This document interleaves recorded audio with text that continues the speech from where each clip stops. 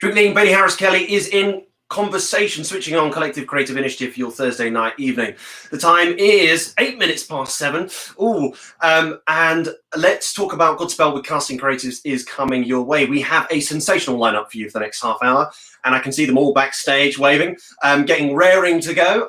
We have cast members John Barr and Natalie Green coming in, video editor John Walsh, and kicking us off this Thursday evening, wasting no time, producers Michael Quinn, GingerQuiff Media Thomas Hopkins, and director Michael Strassen, joining us for an evening of conversation. A very good evening to you all. Good evening.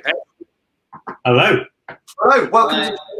Firstly, a big welcome to the CCI. Many thanks goes to James and Rosie. And a big thank you and hello to listeners old and new. And on behalf of Drink the Ink listeners who have been sharing, liking on all social media devices, the buzz is going with Godspell Online. If it's okay, just to jump into the thick of it then, if we may deep dive into the conversation with Strass, loving that I'm allowed to go on nickname terms already because we've got Michaels and Johns galore today's session. Apart from being the 50th anniversary of Godspell, what motivated you to take on such a project during this time? I think it was because, I mean, we can all feel it out there, can't we? It's like a fog.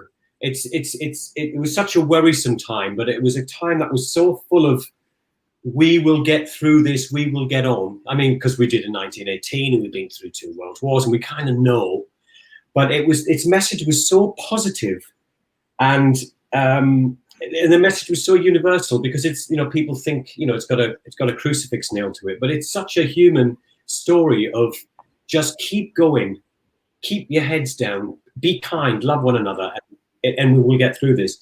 So the message really attracted me. But the other thing was it was quite malleable. You know what I mean?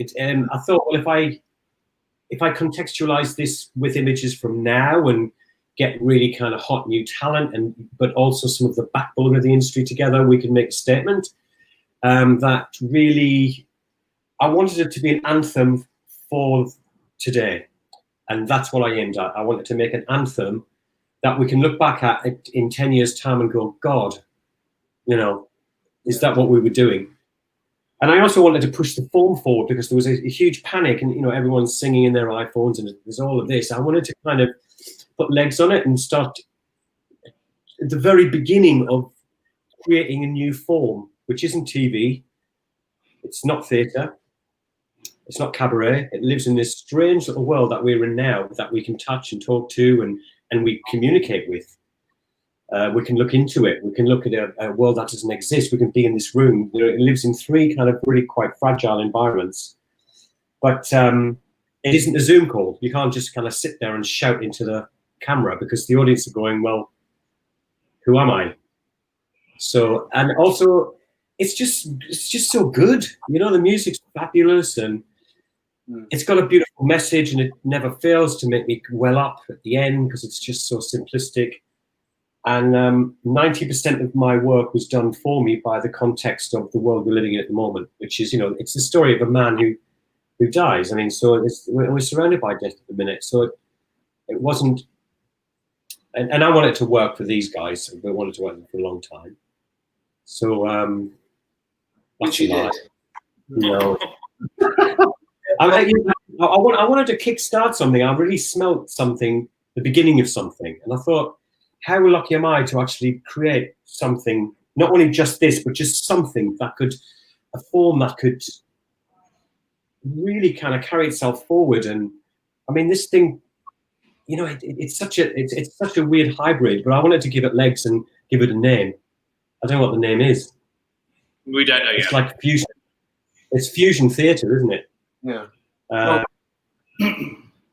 think that so just jump in there, that the thing that with this show that's super exciting is that, I've known this Michael Strassen for a long time. I've known this Michael Quinn for a long time. And we managed to come together to create something. And when, back, a long time ago when all of us started doing this, I remember when I worked with my first ever co-producer said it has to be easy. When it says easy, it doesn't mean easy like anyone can do it, but you have to start it. It has to be organic. And you know, Michael Strassen luckily is very close to Ruthie Henshaw, and Ruthie was like, yeah, sure, you know, I'll do a number in a place, in a house, people that haven't seen it will know, but anyone that can convince her to do that number in that place has to have known her for a long time to make it so fabulous. But and then to have Stephen Schwartz so involved has been exceptional. I mean, it's just a double, for us, it's been so exciting because it came from an idea to another level of creating in Michael and John, who you'll meet in a few minutes' time, a whole new version of a theatrical experience, which I don't think is about right now. It's about now and the future, which is so exciting. In that sense, do you think that the audience are going to see something? Yes, there's a fusion of different mediums, but it will be completely different to what people are used to, or will there still be that sense of familiarity? I think it's an odd little animal, but it's a really good one, and it's a really cuddly one. The thing is, we're interacting with the internet all the time, and the thing is, we see TV programs and we see films, but this is a kind of cross, you know, where the actors are looking into. I mean, I directed it line by line. There's not an accident in it. I told them when to blink. You know what I mean? You know, Georgie, don't blink for the entire song. You know, don't. If you look into the camera, the audience are expecting something, so you better have it ready. You know, you can't just wing it. So it's a very personal. It's really beautiful, personal, intimate. You know, but then again, it's not cabaret. You know, it's like I say, it's an odd hybrid, but it's certainly new, and I think it's got legs. I mean, I can think of 1,000 places I want to take a crew and you know, do it. But I mean, for this, it was our key was Ruthie, first of all, which is if we can get her to do it, then we can kind of go work our way down, as it were, or across. And we just got that together, and I asked her to do something outrageous for this, you know, and she said, "All right, I'll do it." So we thought, "Oh my God, we've got a gimmick as well," you know. So, you got to get a gimmick, and we had it. It's and it's just lovely, and she's she'll never regret it. But it literally is a moment. It's a little bit of theatrical history. I don't think Elaine Page would have done it. I think another thing for us as well is just to jump on. Probably have more sense, you know.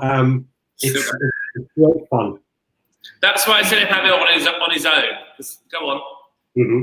Michael can talk for 12 hours, but he's amazing. I think the most wonderful thing for us, Bailey, is that we've had Stephen Schwartz involved, and we had our first meeting with Stephen, didn't we? Or the three of us actually, as the project started. And you know, I think you actually said it before, but in my head I have Stephen Schwartz saying it's the new normal, which it is. And we've been so lucky to have Michael's crazy genius mind, Michael Strassen, and this incredibly talented cast. And then to kind of put the icing on the sugar, to have someone like John Walsh come in, and you haven't seen anything else like this online yet. And then the most wonderful thing is that neither Michael Strassen or John haven't overly complicated it. They've left you wanting more, which is the most powerful thing about it.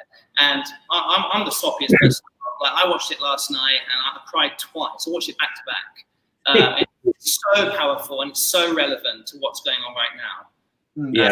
Thinking about that new normal, earlier, just before we went live, you were talking about the arts theatre studio, and you've been to several theatres. What is it like?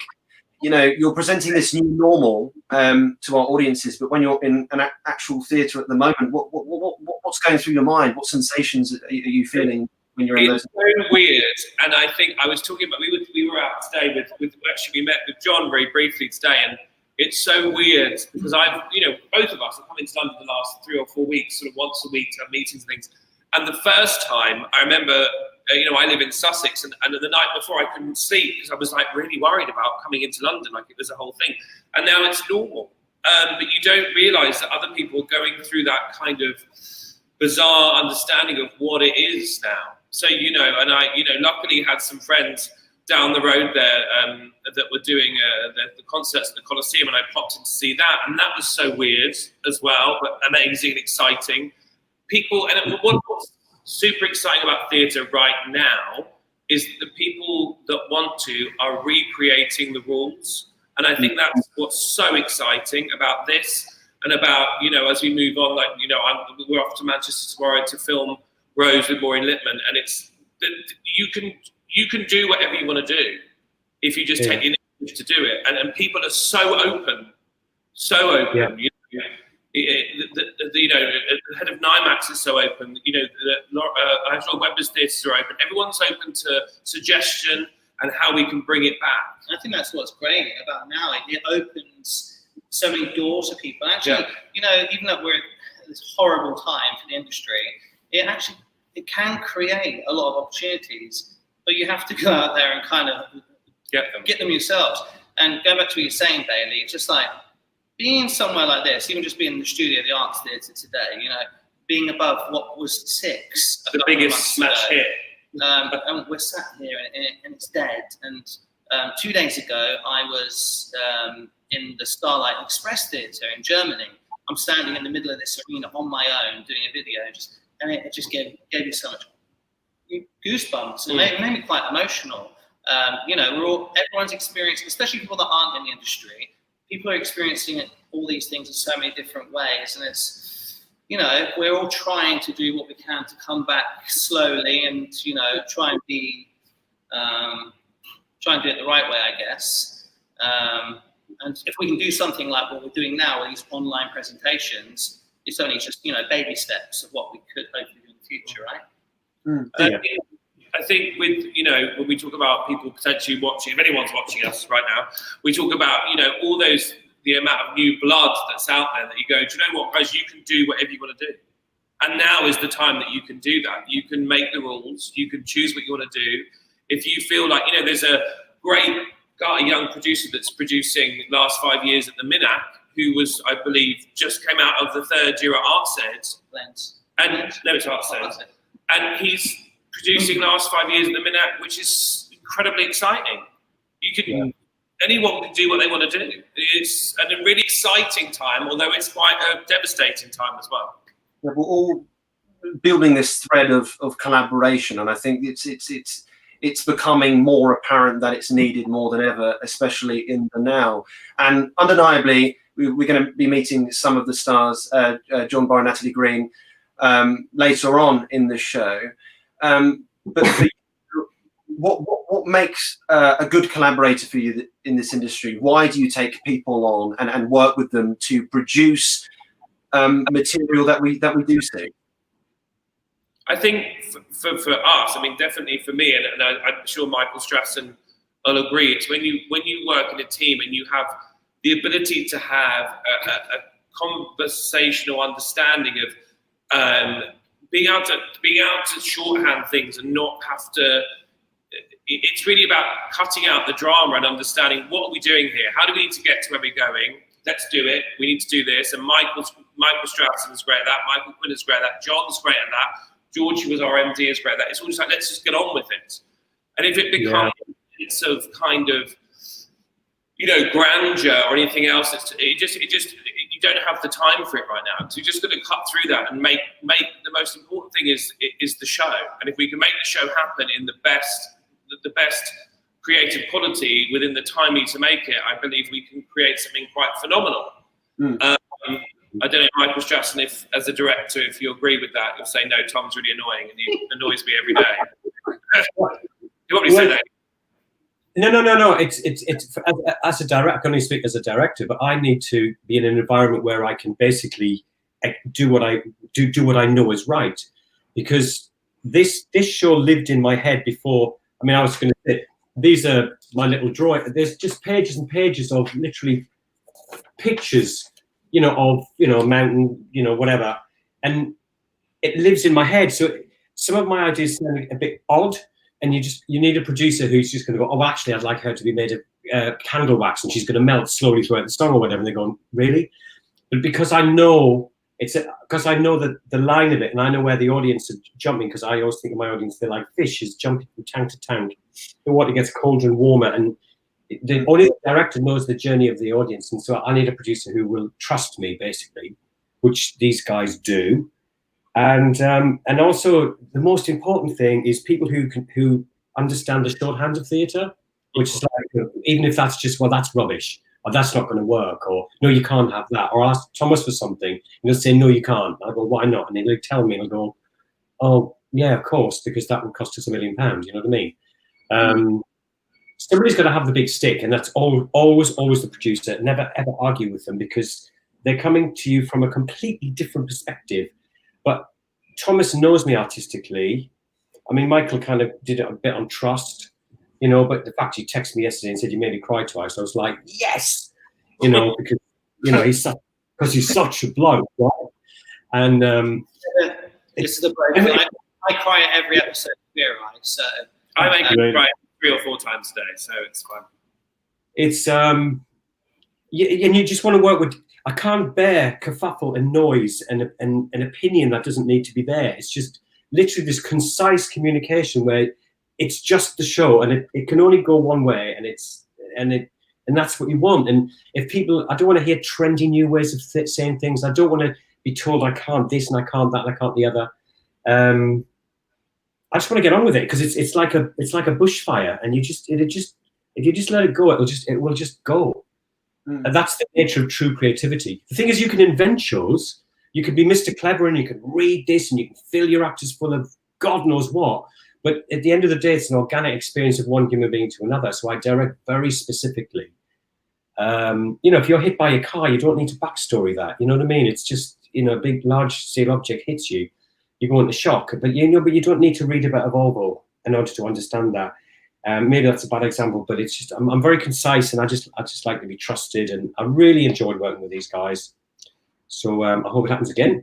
And for the budding directors that will be tuning in or watching back on playback, for a director, how do you balance the creatives that are around you and achieve your own vision? Because you're talking about being concise as such, and I know it's important, but like too much could sometimes hamper the progress. If you, for example, if you don't have that much of a strong relationship with the producer before going into a project? Well, I mean, a producer shouldn't. You know, you hear producers complain about, oh, this director, that one, and then the director complain at the producer. But I mean, it's the producer's job to check it out. I mean, Thomas didn't look at my CV and think, oh, he must be good. He'll have rang 4 or 5 people and say, what's this guy like to work with? That's what happens. And if you get back, oh my God, they're very good, but they're a nightmare. People want to work with nice people. They want to work with nice people, you know, and it doesn't matter how good you are. It's even with actors. I know some brilliant actors I'll never work with again, because think, oh my God, it was like pushing sand uphill, you know. Just be nice. Budding directors, it's just that you can't. It's really, directing's like the weather. You know, you can break it down into things, but the thing is, it's this organic experience that happens to an actor. And I call it creating the soul of people who don't exist, because basically all your body doesn't know that theatre exists. You know, we're still, you know, down the chain there. We're still apes, basically. But your body doesn't know theatre exists. So if you can just turn that off and you just play another video through your mind and soul, you know, that's how I work with my actors. It's a very organic process. But if you start saying, well, you know, I mean, you know, going into the kind of DNA of something, that's not how we think. I'm not thinking about what I'm saying now. It's just kind of organically coming out. But if you say, well, actually, you know, he's from up north, and so therefore I'd like you to go and live on a cold heap for a week before you go and do this. I don't need to do that. It's just part of what I am. So I think I can't swear on here, can I? But it's just like No, please don't. it's just be true. You know, the thing is, you know, when you're talking nonsense, don't try and be clever is a really, really good one. Never try and impress your actors. I mean, you need to learn. It's like being a psychologist. You need to learn, you know, learn how to be in their space, learn when to touch, not to touch, and it's the whole thing, and be very respectful. Learn where your actors, we're all post-traumatic, and you can usually when you can find from the voice, because if someone talks like this, and like constantly like that reeks of a trauma at about 11. You know what I mean? So you can find what wheels are turning them, and you can kind of use that. I'm not a method thing at all, but I believe the the human being, if you just put the vibration in the right space, the emotive self will come back with it. And that's kind of, so I was very tonally, I'm very, very voice-based. So I had a phenomenal voice teacher called Julia Carey, probably the best voice teacher in the world. And she just taught me all about my body centers and where it was and what it meant to create sound. And the emotion follows the sound. And my final boring thing is that there's never, ever been, there's never, ever been a case of a baby with vocal problems. It's never happened. So if your actors are ever saying that, especially with musicals, I do plays and musicals, oh, this is a bit that. That's a, because it's 20% of your craft must be always running in the background, you know. So hire crafted actors who won't burn out week 2, and be nice. And but normally at this point, Penny, just to understand our relationship, if we weren't live, with lots of people listening, I would have walked out the room by now. But incredibly interesting, and he's amazing. But we have that relationship that we could go, he'll tell me to shut up, and I'll tell him to shut up at the same time. And oh my go back. If you work with a producer, no means no, then no means no. And I don't just. So creatively, I think the thing that we also think about right now is that a producer, you know, before you look at a producer and go, oh, well, their job is just to get the money and book the rehearsal room. Well, no, that's not really how it is anymore. We work together at every step of the way. Yeah. We look at every shot on this. We look at every shot together. We talk about everything. We talk about everything. You know, we have open and honest conversations where we both, you know, can feed back information to each other. Ultimately, you know, Michael's the director. It's his vision and his decision. But we'll say, well, how about this? And he'll either go, you're insane. Or he'll go, well, that's quite good, actually. We'll do a little bit of that. Maybe we'll do a bit of this. And that's what's important, I think, right? That's what makes it different. And it makes it fun. I feel like the three of us have had another child. Yeah. It's like a family. This has taken over my life for the past 2 months, which has been wonderful. And an amazing learning experience. Just to go back really quickly, you were saying, you touched on like the truth. I think Michael Strassen was saying that. And I think, and to be honest and everything, but as much as Michael, what he directed was so incredible, he had to have so much, the word was trust. He had to have so much trust in the actors as well. Because we cast this amazing cast. Michael said, I want you to do it just like this. This is what I want. You know, he still has to trust that, you know, and I think credit to all of them. Hey, Michael.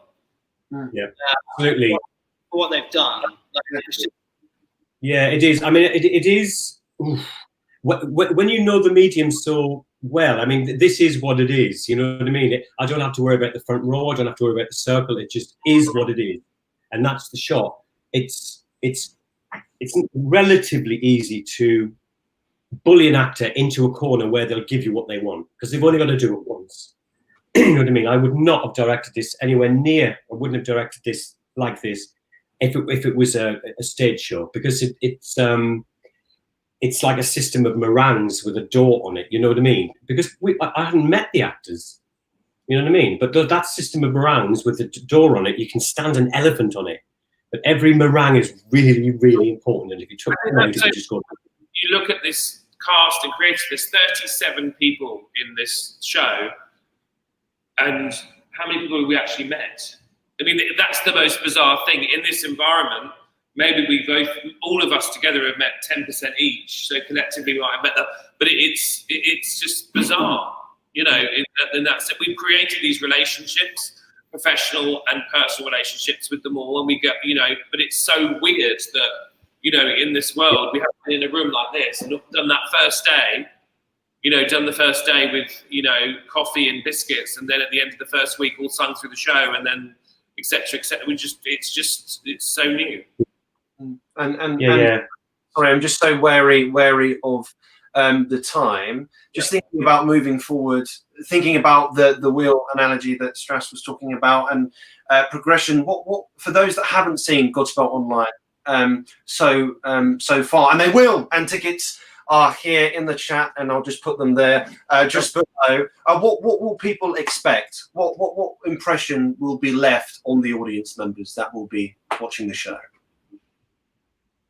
I think they will expect X and they'll get Y, but they won't be disappointed because it's an insidious show. It's not a Christian show as such, although that is but it's peace.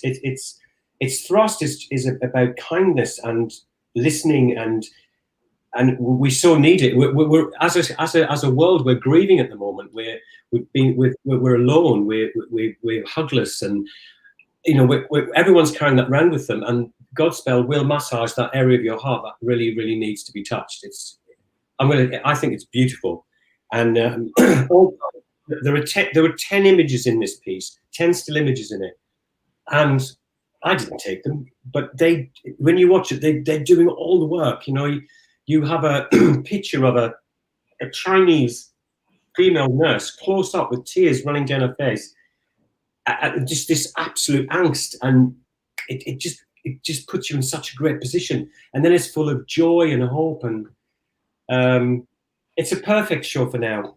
And if anybody doesn't enjoy it, just email me. I'll give you your money back. That's how confident I am. You know what? My wife watched it last night. And she's not a normal, usual sort of theatre goer. She's an ice skater, and she's not really crazy about musicals either. So nothing in common there. But she finished watching it, and she said to me, she was like, wow. She was like, it was so beautiful. And for her, I was like, oh, okay. And she went, and it's so what's going on right now in the world. I mean, that's what's so wonderful about what Michael's done. He's made it so relevant, right? And just to kind of round up a little bit, that we're so grateful today. We had some really great feedback from reviewers. I mean, we've had now 3 5-star reviews and 2 4.5 stars. It's so lovely. We're super grateful, and it's weird sitting here. And of course, weirdly, we're in this theatre with a show that was cast by the very people that created this whole thing with James and with the Pearsons. They cast 6, of course. And the thing I think in a kind of a connection, that when you think of a musical, and I kind of was just thinking about singing, when you think of a musical about, Henry VIII's wives, you don't think it'll bring much joy to people. But 6 has brought so much joy to so many people. And I think in the same way, when you think of Godspell, the name in some ways kind of puts a little bit of, puts some people off. But when you look at it in the context of the show and how it's written, it's just all simply about bringing joy to people. And that's why I think this weird connection about sitting here, which is so random, and being on this platform is kind of weird this evening. But I think if anyone's looking for something that brings an element of hope and joy in these kind of uncertain times, I think this is definitely that, not only through the context of the show, but also through the fact that 37 people have come together, including, Stephen Swartz, Oscar, Tony, whatever, to produce a show that really is raising money for 3 phenomenal charities, which is so close to our first aim of £10,000. I mean, we're so close, it's like literally trying to get over 9, which we hope by tomorrow we might be there. And that's the most important thing for us, that we have the ability to create those funds for the Acting Brothers, for the National AIDS Foundation, and for the Hope Mill Theatre, which is also a charity that's created such phenomenal theatre through the last 10 years. So that for us is the most important thing. And we're really grateful to the Hope Mill Theatre as well, aren't we? Because they've given us a lovely platform to be able to sell the tickets as well, and we're doing other projects with them. So that's really nice. Yeah. It's really nice just to double up with the HIV charity, because we've got to remember that the last great pandemic in this world was in the 90s, and it was HIV. And just to give you a perspective, the death rate was 100%. If you got it, you died.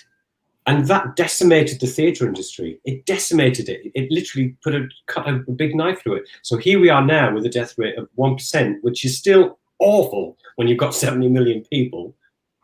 But it was so nice because the social distancing has broken the transmission of COVID, but it's also broken the transmission of HIV. So they really, really want this money to publicise, for people to go and get tested, because basically we can also stop that in its track. And third point being is that they just cleared polio from Africa. Isn't that phenomenal? vaccines and stuff. It's just, they're the things that make me want to cry. I've nearly cried when I saw that on the news. There's no, so guys, get your vaccines when it comes out. They've just eradicated polio. Fabulous. On that note, guys, thank you so much. Never thought to. On TCI, drink the ink. Look after yourself when you're running in the rain or getting cups of tea. Look after yourself, and see you soon. All right, take care. Bye. Oh my goodness! Right, everyone, that's what we've got for with director Strass and producers Michael Quinn and Thomas Hopkins. But please stay tuned. Grab a quick drink, have a bathroom break, because in a moment's time, in 1 minute, Drink the Ink will be in conversation with video editor John Walsh and GODSPELL Online cast members John Barr and Natalie Green. Stay tuned, because that is up next.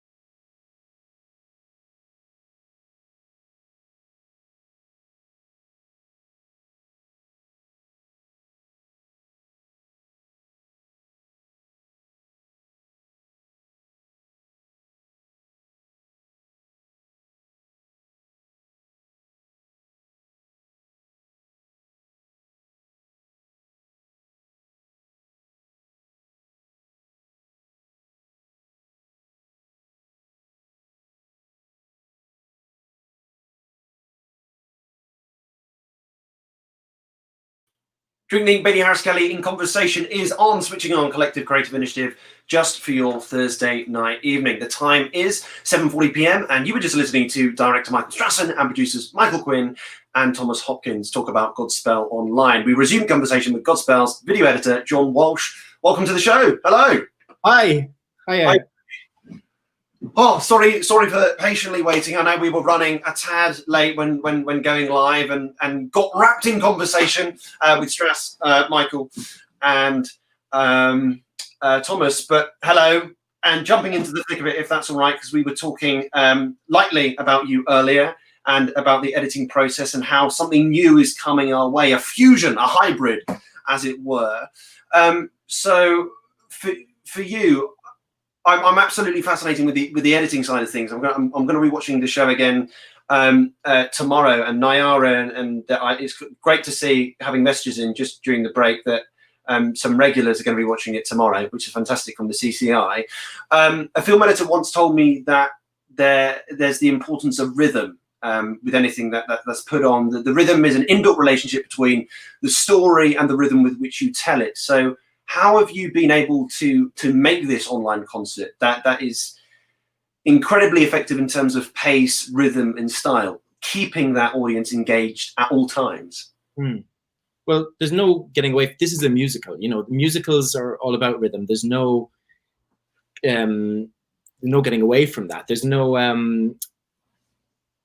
reason why this should be any different engagement-wise than someone sitting in an audience watching something on stage. So we had a responsibility and I had a responsibility to honor Michael Strassen's concept, to make this a coherent musical that has the same flow and rhythm as if we were watching it live on stage. And that's a big ask, because people are recording this separately in different locations, in different countries, and they've never met each other. It's all completely isolated from each other. So it was kind of my job then to kind of bring all those people together on the same stage. And I was handed this footage, this huge amount of footage, and I was looking through it, and it was a gift. Like all these performances that these people are doing, it's some of them, you know, are people who have been in the business for so many years that are legends. People like, you know, Ruthie Henshaw, you know, Day, these people who I was looking at these performances going, I can't believe I get to put these performances together, and that they will see themselves together on this virtual stage for the first time when they see the performance. Now that never happens. You know, my background is musical theatre as well. And as Michael said earlier on, you know, we're used to meeting each other on the first day of rehearsals, and you watch each other's rehearsals and you see everyone's performances grow together. Whereas this, the performance was put together without anyone seeing it, you know, other than obviously the creative team. But so yeah, seeing all this footage, my job then was to give it a stage, because though the show was obviously never written to be performed in isolation, it was written to be put in a time and a place. So technically and visually, what the creative team decided to do, you know, was create virtual sets. So we've done a lot of, you know, creating computer generated sets. So I don't want to give too much away, but there's a lot of footage that has been placed in a theatre set, basically. So it's we wanted to evolve the medium. So we're at a point now where there are 100 different types of online performances, where we will see someone in a square on the screen, and there'll be maybe a few different squares around them with other people reacting or playing music or whatever. But we wanted to evolve that further. So we wanted to take that visual step further to the point where it was in a place, that those people aren't just in a cold screen, they are in a place. So like yeah, exactly, yeah. So so kind of my job then was somewhere between editor, theater designer, and choreographer, in a bizarre kind of a hybrid, because this is a new medium, as the boys said earlier. It's new. It's not a music video. It's not a live performance. It's somewhere in between, you know. And so we need to kind of find a way of doing that. And the performers needed to evolve as well, because they're not doing film acting. They're not doing a live performance performing for the back row of the Palladium. They need to find some middle ground between that. And I think that's something for any performers watching this, or any theatre students watching this. I think that's valuable, that there is this new medium which changes the rules. It changes the rules of how you perform. Because, you know, obviously any musical theatre actor who's ever been to a TV casting will be told, pull it right back to almost nothing. Whereas that works to a degree in this medium, but also there's sometimes where you do need to find that middle ground of performance that's not completely held back. Sometimes you need to perform for the back row, because I might have you in a virtual set where you're this big on the screen. So we need to get that musical theatre performance. But and then as a kind of a bizarre almost choreographer, there are numbers like Day by Day in this show where you couldn't just have somebody just sat there like this on a screen. It needs to dance, it needs to move. So we've created a virtual camera that moves around, that follows the performers. The performers are placed in creative, frames, or we've done something different for every number. They're in a world. Each number exists in a world of its own. And the virtual camera then will move in and out and around these performers to give them that sense of movement and musicality and rhythm that you were referring to earlier on. Michael Strassen didn't want that cold, dead image. He wanted something moving and alive. With that flow and lucidity, that's what helped you bring the human aspects of this show to fruition? Because sometimes when you are editing, especially when we've been in isolation and we're at our homes, or we've got that social distancing, sometimes it can become an inhuman experience. So what's really kept you keep going and bringing those human lives to the forefront? It's the performances of the cast. Like when the audience see it, you'll know what I mean. They are, some of them didn't need bells and whistles. So not all, I'm saying not to say any of them needed bells and whistles, but some numbers need production values. Like in any musical, there'll be one on stage. There are some numbers that just need a performer, a spotlight, and nothing else. Some numbers need lighting, sets moving. That's the way they were written. They were written to be more up tempo. So some of the numbers we have, full moving virtual sets. Some numbers are clean, simple, just to camera. So and the numbers inspired the design of the performances inspired the design of each number.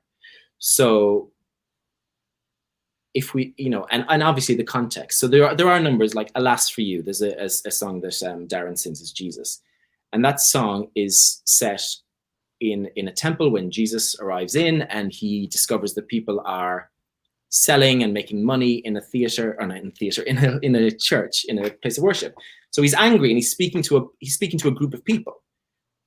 So it was my job then to create a set where Darren is where Jesus is telling off a group of people, and the footage that you have is a clean square box of somebody performing. So placing that into a real space was the challenge, but I think we achieved it, and I do think it adds to it because it puts it in a set. Musicals are designed to be in sets. They're designed to give us some suspension of disbelief, where we are transported. So obviously it was my job then to enhance the story, to find a frame for those stories and to be told without distracting too much, but to give it a place visually. Placement and enhancement. Yeah. Final question, as it were. What makes a good editor? And for those that might be interested in trying to take up a new skill with the time we do have, what do people need to really work in that sense?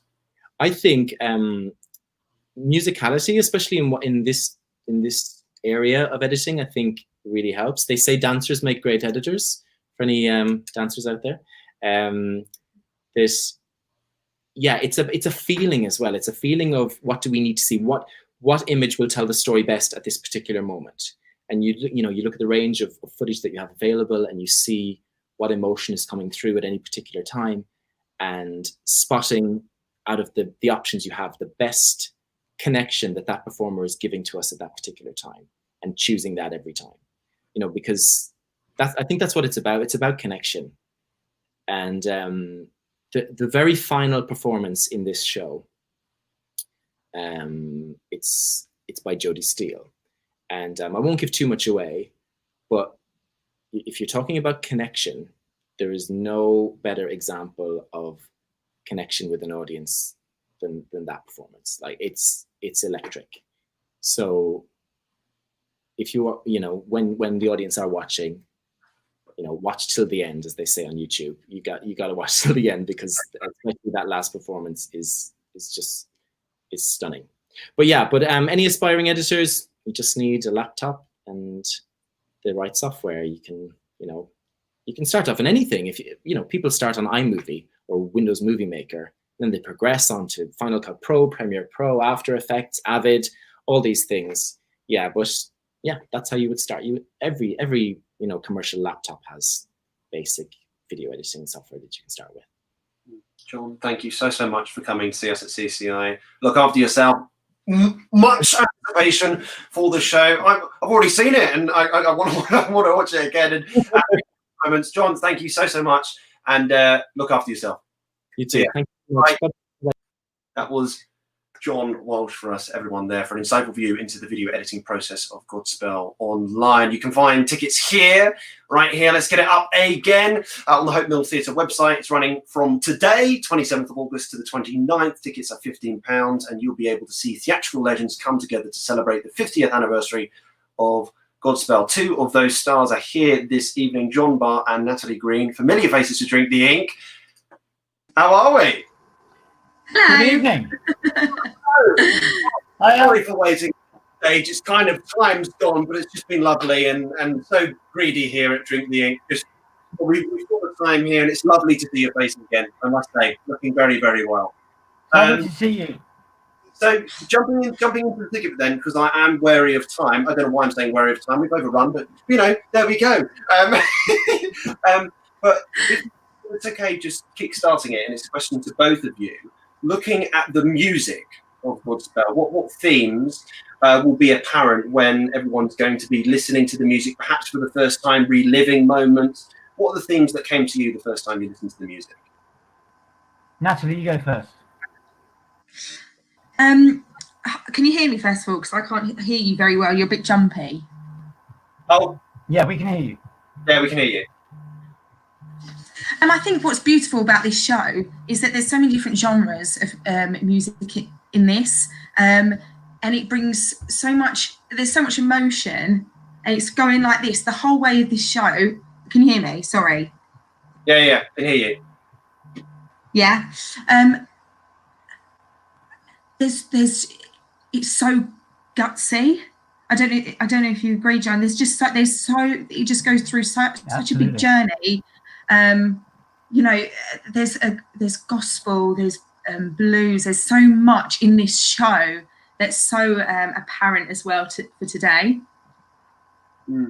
I mean, it's almost like, I think the show could have been. It's like a modern musical. And the thing is, what George Carter has adhered to is the original Broadway production, you know, the album. And I think Stephen Schwartz agreed that they could also do some of the amendments to the 2011 cast recording.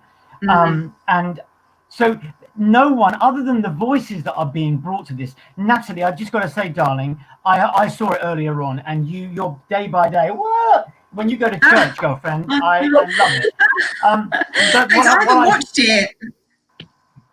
What I think is interesting for me about this, I did the show when I was at school, and I did the 1992 studio recording with Stephen Schwartz and Ruthie and Darren, and I sang the same song that I'm singing now. But as I said, hearing this today, it's what these incredible singers of all ages, whether that's old school people like myself and Ali Jaya and Jenna and Sally, and then what the youngsters like, you know, Natalie and Jodie bring to it, is it makes the show alive. And I think the show still, the story of the show, what Strass has done and John with the editing, as you don't need the scenes, you don't need the parables, you just need this incredible score that Stephen wrote in the 70s. I mean, it's so relevant, you know, it's so powerful. Like John, we've talked several times over this lockdown period, and of just many different issues going on within the arts, but for being in it now, and it's great to hear from both you and Natalie the passion that you have for this project. Is now there's undoubtedly a sense of hope for the arts. So my question to you is, where do you see things going, perhaps in the coming months, years? Oh God, that's a really good question. I mean, as the industry together, we've almost like Strass said, we've mourned it. You know, we all miss it. But I think we've all been supportive of each other. We've all created or tried to collaborate with other people to create something really special. And as performers, it's very strange to adapt to something different. But I think in the long term, it will open loads of other doors for us, as well as theatres coming back. And I think we will be really, really solid because we've all been in the same boat, in the same position through this really strange time. So it's exciting. I think we have to start looking at the positives of what is to come, even though it's easier said than done. But yeah, there's, I mean, me and John, we were just talking about the technology. We're not very good, but we've been learning, especially on this project, of what we can do and things that we've achieved. So I think that these skills will be used in the future, and you know, it's exciting.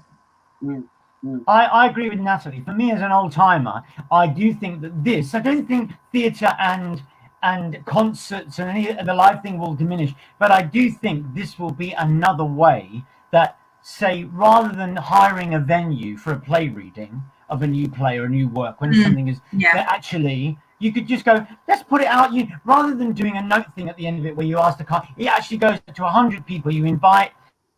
It becomes an exciting thing. And so you go, oh my God, I was at the first Zoom reading of Bailey Harris E. Kelly's new play about Johnny Barr and Natalie Green in Godspell. And you were in there and you were part of that. A bit like when you go to a play reading or the first preview of something at the National or something, you go, I was there.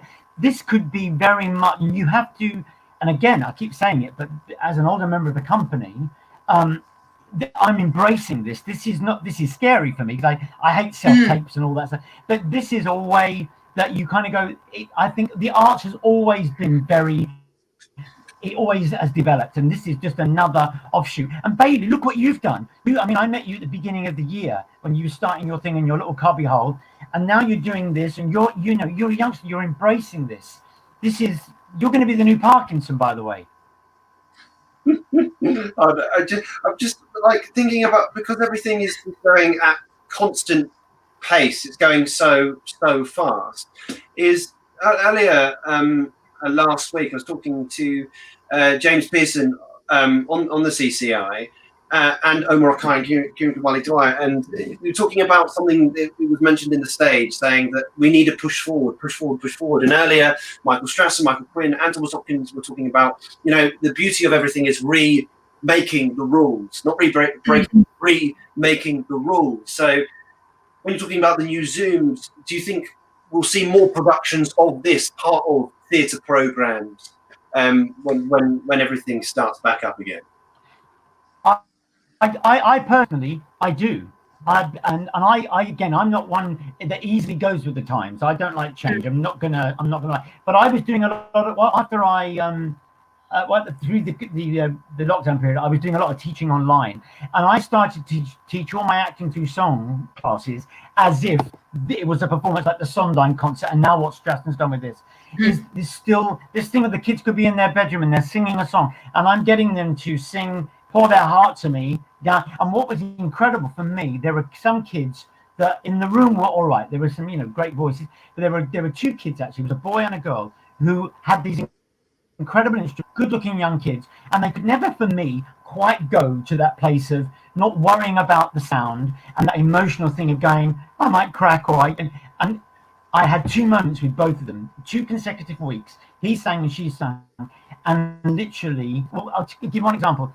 He was singing and he said, I'm going to sing Proud of Your Boy for me. And I went, great. And I said, who's that in the back there? And it was his mum sitting there. And I said, and he said, let me meet your mum. So his mum came on. I said, hi, what's your name? She said, whatever her name was. And I said, are you busy at the moment? And she said, well, no.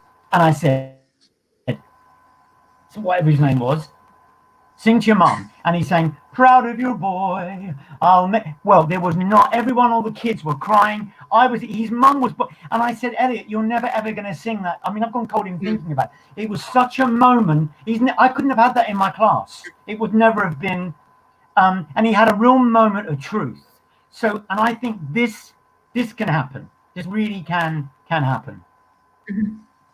Yeah.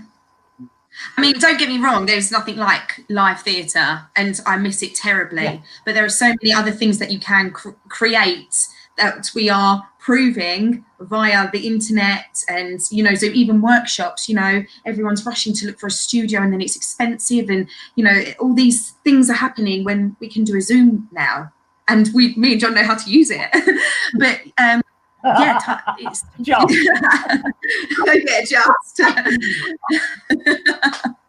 But it's changing. I do have to say though, it was very funny, and I wish you were there. I was recording day by day, and I sang it, and they said, oh no, the sound quality is not good. And I spent a day in my boiler in the cupboard and I had to pack it up with towels. And I thought, I can't believe what's going on. I'm in this little I'm singing into a cupboard, and that was quite an experience, I've got to say. I never thought that would happen. Oh, goodness. Singing to towels. I'm thinking about experiences as we close everything.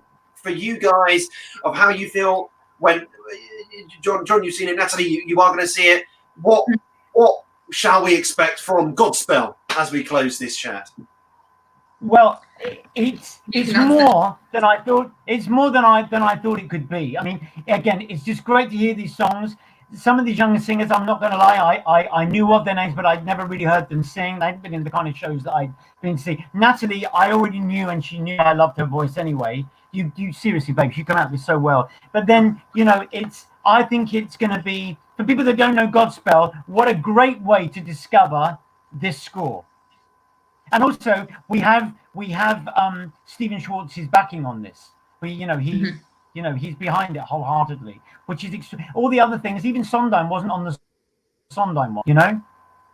I think this is quite it's a great niche that the boys have got, that they got Stephen involved, you know. Absolutely. Yeah, and from what I've heard, it's something really special. Really special. It is. It really, honestly, there were a couple of moments that really, really moved me. Really, you know, there's just the idea that people have done this so separate, yet all of a sudden it's also coherent, because all of a sudden you're watching it and you're going, oh my God, you know, everyone's either got their brother or their mum to film it, or, you know, it's extraordinary. Yeah. I hope you want to enjoy it. Brings it back to community. John, Natalie, thank you so much. Please do look up. Thank you. Enjoy. See you soon. Bye, babes. Bye, Natalie. Love you. Bye. Bye. Ladies and gentlemen, this has been Let's Talk About Godspell with cast and creatives. Tickets are still available right here. You've got tomorrow and the 29th to see the show. It's great to see that CCR regulars are flooding in with the messages, and Drink the Ink listeners. Please get the tickets fast, quick. I'm Benny Harris.